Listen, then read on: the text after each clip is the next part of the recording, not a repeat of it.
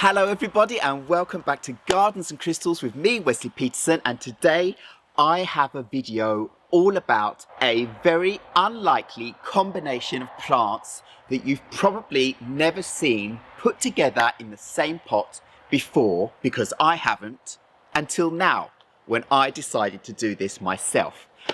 I did a video last summer around this time, around a year ago, where I pruned back my mother Crassula ovata plant that was growing enormously, and I got myself so many baby plants that some went to other homes and I still had many of them here.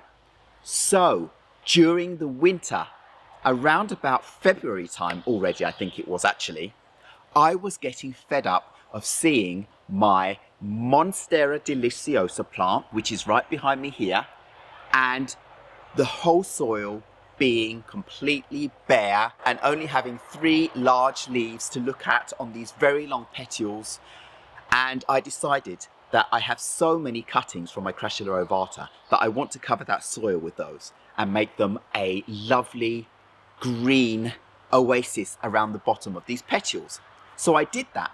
So now my Crassula ovata plants have been underneath my Monstera deliciosa plant for February, March, April, May, June. 5 months now, and they are doing absolutely amazing. They're bright green, they're plump, and my Monstera deliciosa is also very, very happy. It's just unfurled a whole new leaf for the first time this season, and I'm hoping I'm going to get a few more now that my plant is out here in the garden to enjoy the summer indirect sunshine and the wind and the rain and the beneficial insects to keep them clear and happy. Well, what we know about Monstera deliciosa is that they come from South America and they grow in foresty areas or up buildings or along the ground in any kind of situation where it is indirect bright light to shady conditions. That's what they like. And they don't like bright direct light that will burn out their leaves. Conversely, the Crassula ovata loves bright direct light, and in bright direct light the leaves can turn a lovely red colour, and in shady conditions the leaves turn a green colour. And these plants love the bright direct light to a bright indirect situation and don't do very well in a dark shady situation. So there is a middle ground. These two plants have been in my cottage, in my crystal library, where I have a western facing window and a northern facing window, and they both get indirect light in there all day long. Some filtered direct light, very little in the late evening. So they are both getting the middle ground of what they both like. Not too much and not too little. And the combination does work. And outside in this kind of situation where they're getting bright indirect light and maybe a slight amount of direct light, these plants are going to absolutely love growing out for a moment out here before they have to be indoors again for the rest of the year, the cold, cold winter time. As you can see here, I have my plants in a terracotta pot because we know that the Crassula ovata, at least, doesn't like to be overwatered. It will rot out the roots very quickly. It has very shallow roots that will stay around the top area of this pot. And the Monstera deliciosa gets much bigger roots that will cover the whole of this pot. So I can go in, water these two plants through, and then I let them completely dry out. And I only water this combination once a week now during the summer, and during the winter once every other week or so. And they both do fine with this situation because they're in a terracotta pot. I know that when I water, the water can evaporate out of the sides, top and bottom, as quickly as possible. And when they've been dry for a while, I can water them again so they'll never be saturated in water. I wanted to experiment with this. I wanted to do something different, and I really didn't want to see that soil anymore, so I did this, and it works, despite what you might think. Let's go in for a closer look so you can see just how well it works. So here they are, looking absolutely fantastic together. So let's go in for a closer look, and we'll start down with the cuttings from my Crassula ovata in the bottom of the pot, and see how they're growing around the root system of my Monstera deliciosa and the stalks that are coming up. Absolutely lovely and plump and very happy. And then we can see this lovely leaf from my Monstera deliciosa from last year, and the new leaf that's unfurling this year. Look at that. Beautiful, beautiful leaf. I'm so pleased and amazed about this. Look at it. It's doing so well at unfurling and looking gorgeous. And then I have this big leaf here, one of the original leaves from when I first bought the plant. And have a look up behind this beautiful leaf. Isn't that amazing to see through all of that? And then the other ones too. Just gorgeous. So now let's go around and up the stairs so we can see what these plants are looking like from the back side. So this is my Crassula ovata, and these cuttings have completely covered the bottom of the pot, so you can't even see the brim hardly. Look how healthy and gorgeous they are looking, meshing together, growing out wonderfully under this Monstera deliciosa. They absolutely love it in this pot. And then my Monstera deliciosa leaves from behind. This one with slits but no fenestrations.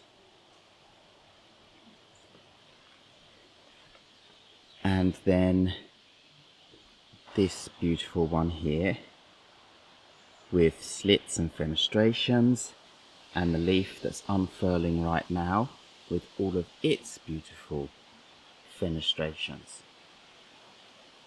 and slits. The petals are so thick and beautiful. And here, just to show you that Monstera deliciosa have the ripples at the top of the petal just before the leaf.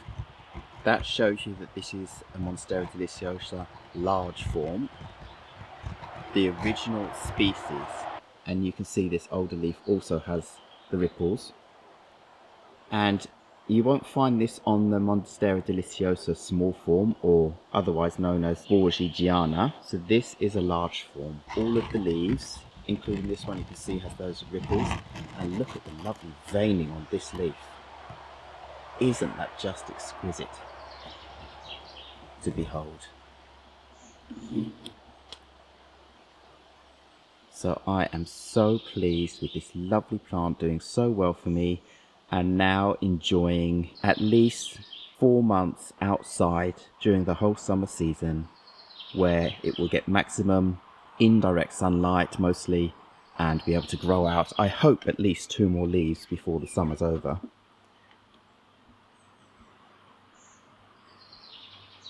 But I am so pleased with the outcome of this combination together. Look at that.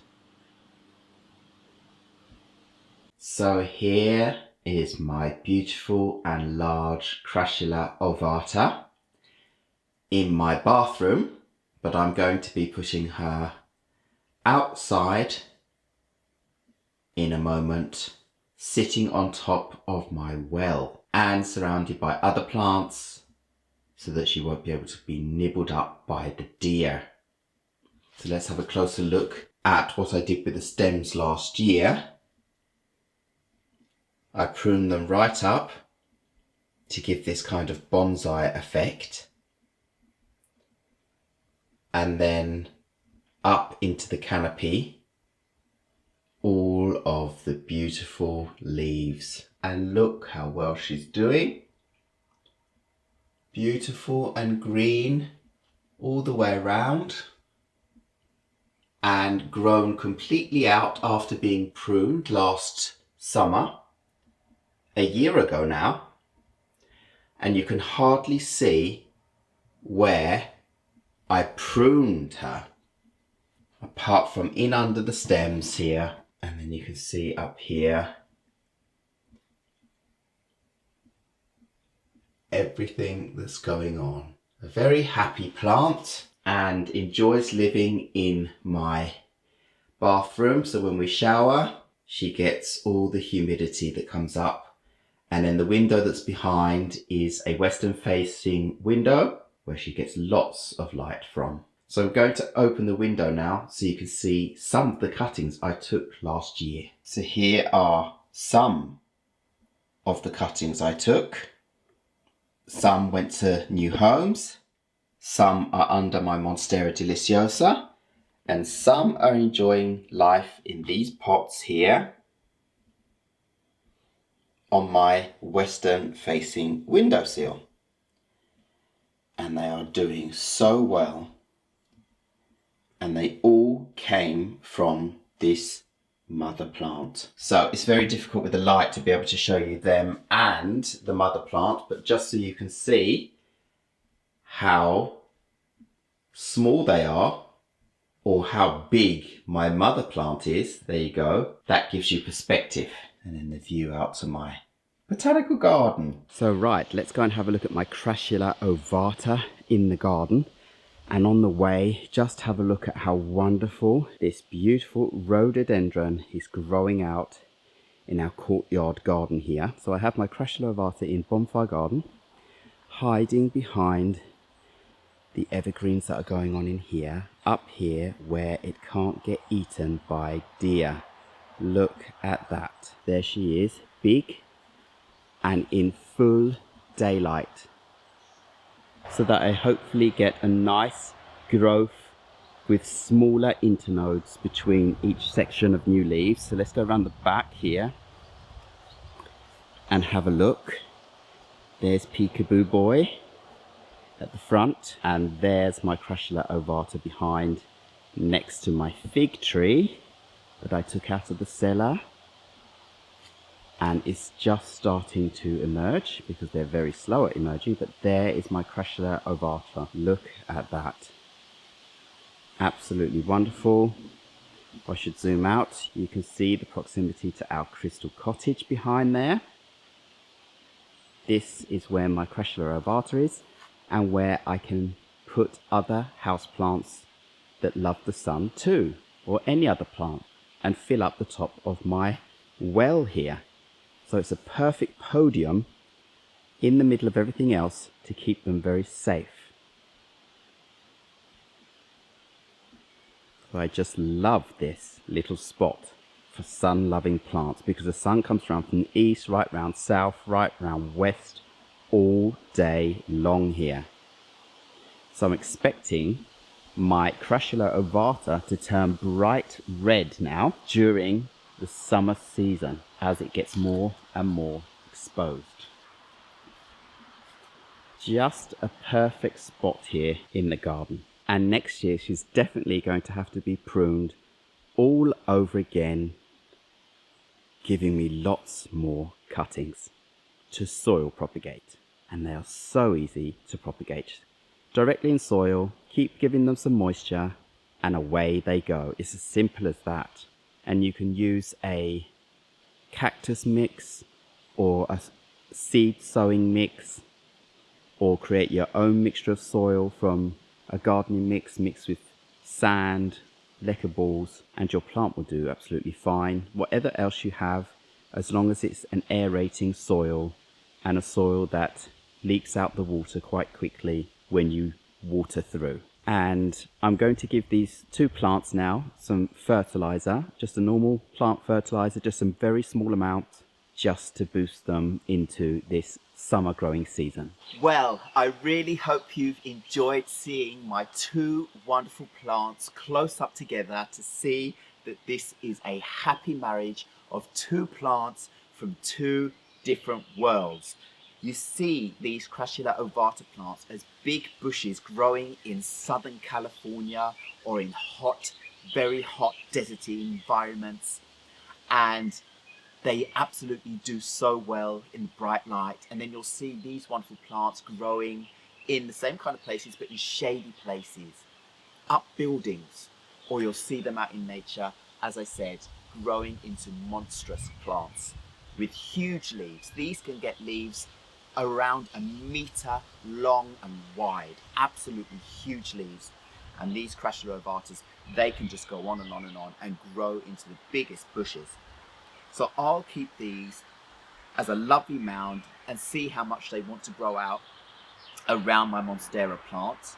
I will just let them keep growing and then prune back when necessary, because my Monstera is going to keep producing more leaves from the one petiole on this side, so there'll be more out towards the side, which means the light will always be able to penetrate down onto my Crassula ovatas. So it works very well. So I have nothing more to say about these two plants. I just wanted to show you another new idea, another new combination that you can go and try yourself if you wish to. It does work and it's amazing, and I'm really enjoying this.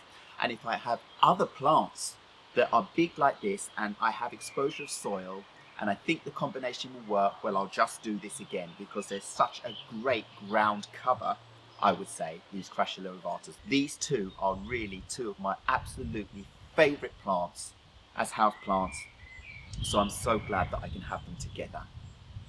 So just remember, water, let dry out, terracotta pot for the best effect, and you're going to be absolutely fine. So all I have to say now is thank you very much once again for watching Gardens and Crystals with me, Wesley Peterson. Please remember to like, subscribe and hit the bell so you know when my next video will be coming up, and I will see you again very, very soon. Goodbye.